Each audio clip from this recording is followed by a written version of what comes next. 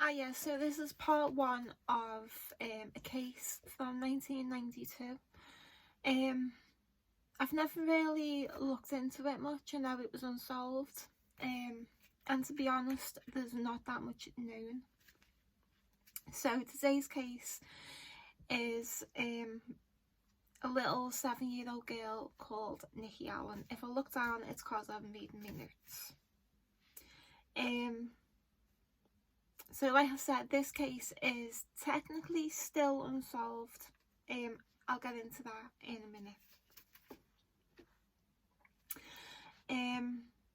Okay, so on the 7th of October 1992, a 7-year-old girl is reported missing in Sunderland. Her body is found on the 8th of October. She's been stabbed 37 times and she's been hit in the head with a brick.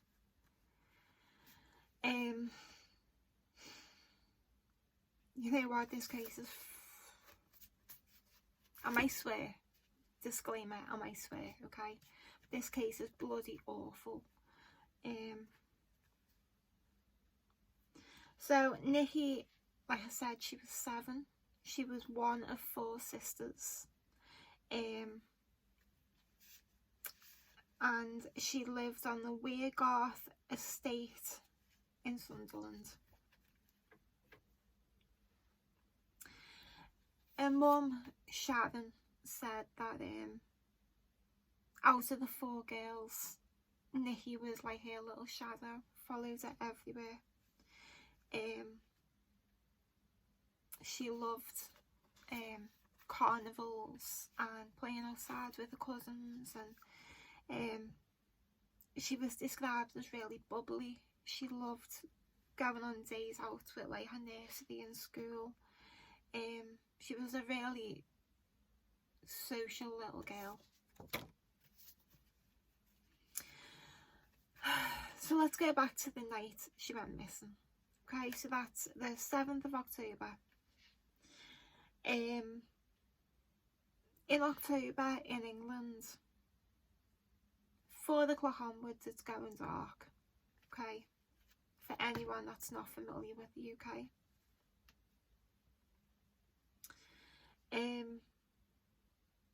So that night, Nikki had been playing with her sister, her older sister Stacey, and her cousin. Now, we're not told the age of the cousin, but there's a few questions that this case throws up for me personally. So what has happened was, on this Weirgarth estate, it's like a block of flats, like a high rise, and Nikki and her mum and her 4 sisters lived in one flat, and then the next flight up, Nikki's mum, her dad, so Nikki's granddad, and his wife lived right above. Back in the day, that's how families were. They were like that in Liverpool as well. Everyone lived next door, over the road, round the corner, in the same house. You know, that's just how it was back in the day. We're going back 30 years now, so it has changed. But so Nikki had been playing with a cousin and a sister. Now Nikki's mum says to the girls, "I'm going out, I'll be 5 minutes and I'll be back." And she was going to see her dad.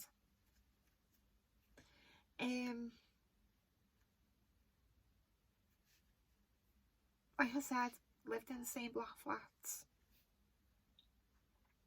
Soon though, she was followed by little Nikki and the cousin. And like Sharon said, Nikki follows her everywhere. So this doesn't seem too out of the ordinary. Sharon told them to go back to the flat and that she's not going to be long. Now this is about 9:30 at night.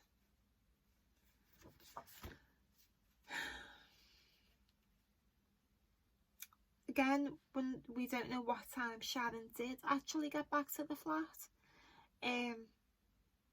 All we know is when she got back to the flat a short time later. That's the only time frame we're given. She goes in to see the girls, thinking that they'll be in bed, and one of Nikki's sisters says that Nikki never came home. 2 questions.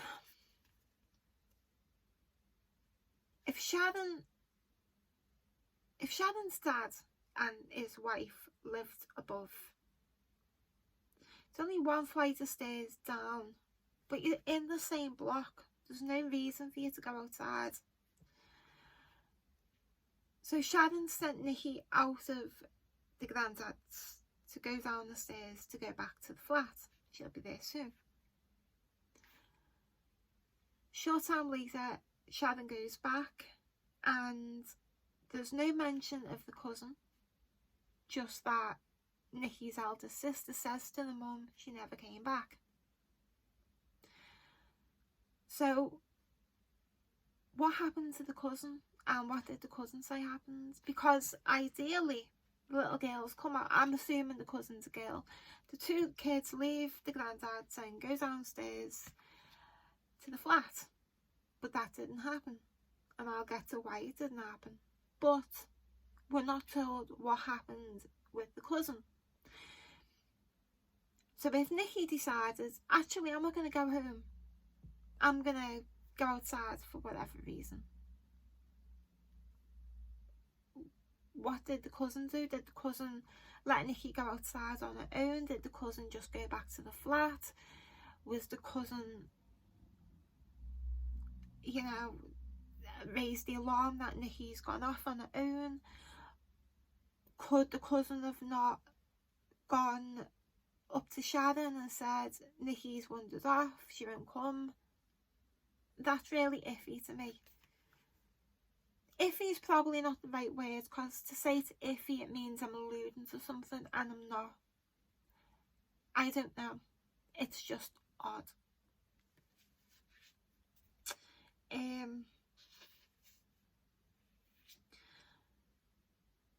So when Nikki's elder sister says to Sharon, Nikki never came home, Sharon starts looking round the block of flats. She gets a group of residents, and then they start looking, and they don't raise the alarm to the police for 30 minutes. So when the police come, the police and the residents stayed out all night long looking for Nikki. Didn't find her. The next day, the police go to Sharon and say, we've found the body, we think it's Nikki. So Sharon's dad, Nikki's granddad, goes to identify the body, and it is Nikki. Okay, so a bit of the timeline. So Sharon told Nikki to go home about 9:30 at night, but she was seen by several men outside a pub which is facing the block of flats, called the Bull's Head Pub, and that was about 9:43. Now the men say Nikki was alone. Again, where's the cousin disappeared in this story? Again, I'm not blaming the cousin, I've just got questions, okay? 9:51 p.m. An eyewitness, who is meant to be the last person to have seen Nikki alive, says she's seen a girl walking alongside a man on Low Street. The man had a white shirt and jeans on. A few minutes later, a building by Low Street picks up and we're going back to 1992. CCTV is crap now, but it was horrendous back then. But the CCTV from a building facing Low Street picks up two images. Sorry, not images, two figures. One figure is a tall figure, presumably an adult or a man or a woman, walking along, followed by a smaller figure, which could be a child. Now this is at 9:57. Okay, so this is 6 minutes from the eyewitness that's seen a little girl and a man. 12 hours later, so what's that? It's about 7 o'clock in the morning. Is it? No. About 10 o'clock in the morning. Nikki's shoes and coat are found outside the old exchange building, which was derelict, and it had been derelict for some time. A few hundred yards later, so the coat and shoes were seen a few hundred yards from that grainy image. So whoever killed her didn't seem to spend much time with her. A body was found inside the building. She'd been hit over the head with a brick, and she'd been stabbed 37 times. And you know, her mum says she's tormented by the thought of little Nikki with this man being horrifically murdered, and her mum can just keep imagining that Nikki's calling for her to come and help her, and I can't imagine what that can do to her mum.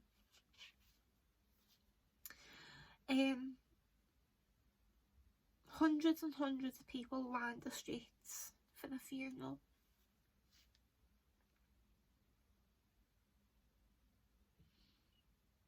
Now this case from the get-go has been, you know, I've heard police say about this case, oh, you know, we didn't have, you know, we've got so much more forensically that we didn't have back then. And I'm like, well, I'm sorry, in 1992 we did have DNA. We had DNA in 1986. That's how come we call Colin Pitchfork. So to say 6 years from catching Colin Pitchfork on DNA that the technology weren't there, it's a bit of a cop-out, especially 30 years on. Anyway, that's probably an unfair statement to say. So there were a few arrests early on in this case. One man was acquitted. I'll get more to the timeline in a minute on that. But the police do think whoever killed Nikki knew that area, they knew that building, and they knew the layout of the building, because they haven't said this explicitly. I'm hoping the court case will explain this more, but the way it's implied from what I've heard about the police is she was murdered on one level of the derelict building, probably on the ground floor, but her body was dragged to the basement, and that's where she was found. So October 6th 2017, Sharon Henderson, Nikki's mum, she made an appeal to find out who murdered her baby. And she's on a panel doing this press appeal, and she's with Northumbria Police DI Paul Warg. I don't know how you say his name. Now this bit pissed me off. He says Crime Stoppers have offered an award of £10,000 for any information. And I thought, 10 grand, nearly 30 years on at this point, 25 years, still nothing, and Crime Stoppers offer £10,000. So then I went online and looked at the Maddie McCann, all the funds that they've had. They've had millions, and that's an open and shut case. Millions compared to 10 grand. 10 grand's nothing. It's disgusting. Again, it's implied from the police and from Nikki's mum that they're really going down the route of DNA.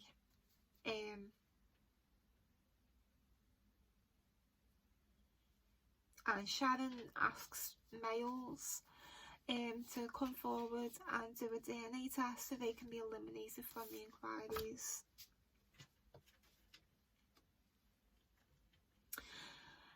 Now, for the first time in my little bit of research, Sharon also says, on that day, the 7th of October 1992, the day Nikki went missing, Nikki had been on a boat trip with the school, and Sharon says a male teacher took them, and she asked, even for him, whoever he is, to come forward and eliminate themselves. Their head must be working a million miles an hour.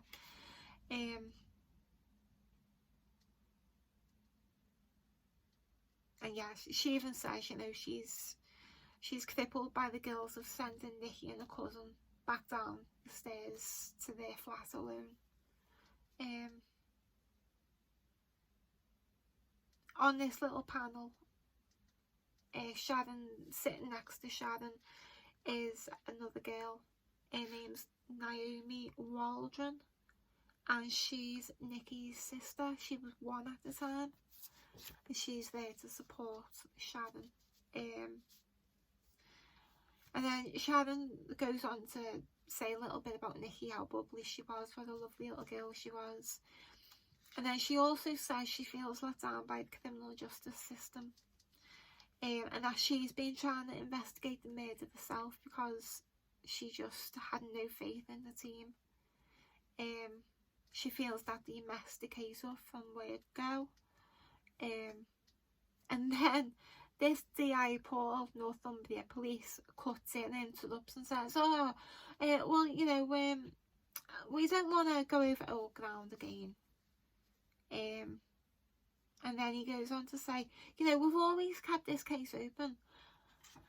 And I just, mate, I've got 1,000,001 cases open. Doesn't mean I'm looking into them or actively doing anything. They're not the same thing. And then, I don't know if this, I never took the date down, but it's the same DI Paul. A little time later, he reads out a statement from Nikki's dad, and it's the first time I've heard anything of Nikki's dad. And he's basically he's wrote a statement, and DI Paul's reading it out, and it's basically just saying, you know, please can people come forward to give a DNA sample. He's given one, people he knows has given one, just so that they can be eliminated.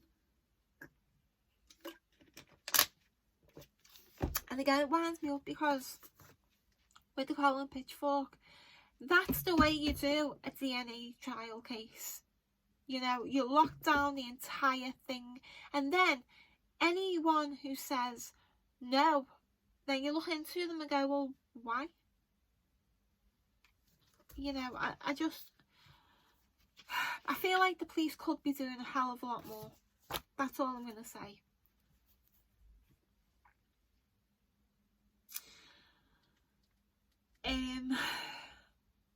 Going back to 1992, this is a little bit of the timeline of the police getting it wrong. So Nikki's body is found on the 8th of October. On the 17th of October, a 24-year-old man. I don't want to say his name. I've got his name's out there, but He was arrested, charged with the murder, and he went to trial. And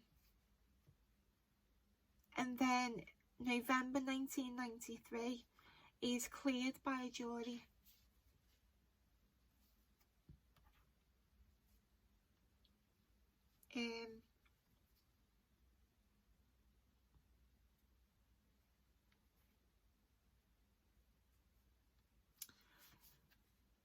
In 2014, a serial killer, Stephen Grievenson, he's also been arrested on suspicion of murder, but then they let him go. 2018, a man is arrested, DNA taken, then he's later released.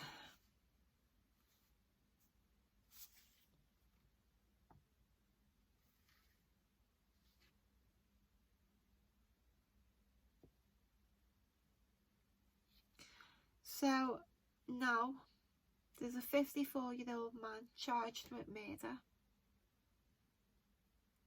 Again, the media have released his name.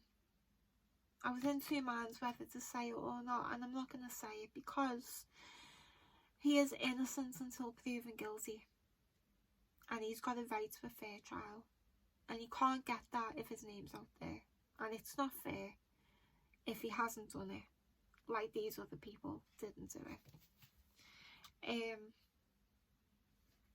He was in court the 20th of June, and he had to plead guilty or not guilty. He pled not guilty. So then the Judge Paul Sloan said that the High Court would preside over the trial, and that the trial would be set for 2023, and it'll either be January or April.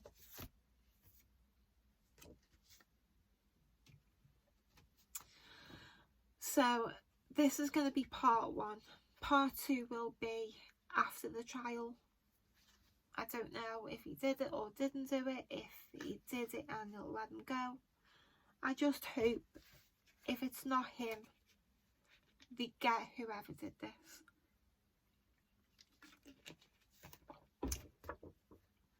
No mention of sexual assault,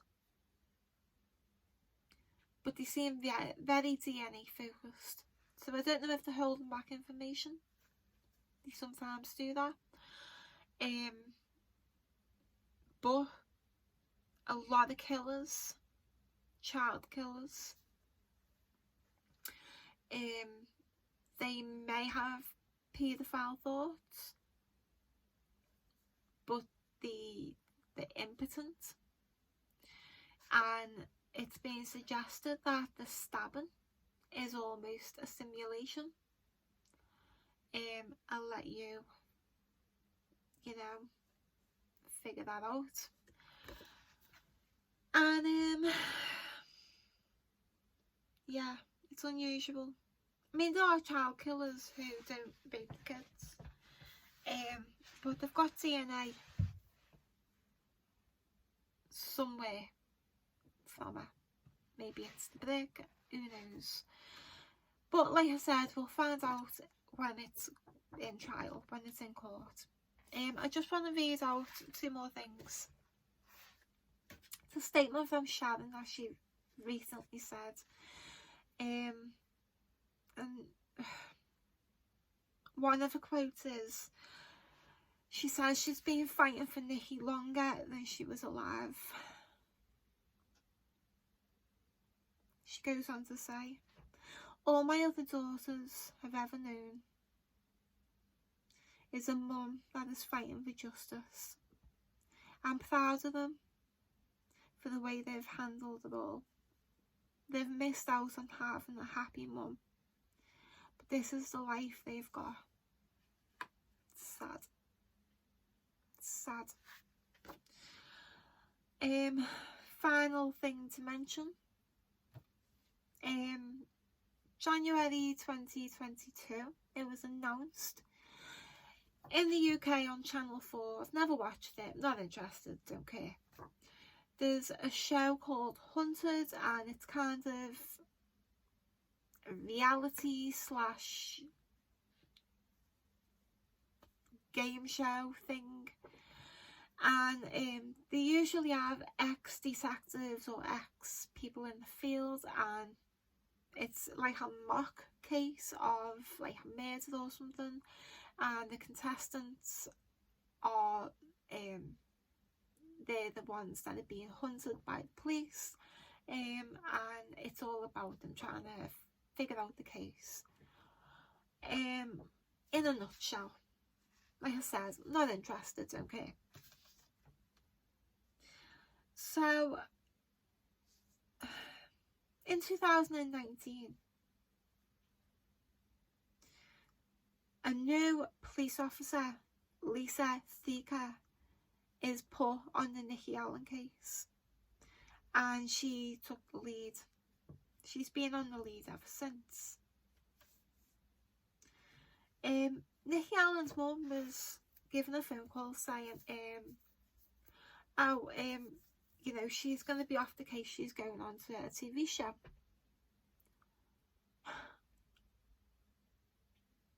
She's the first police officer who is still serving to go on.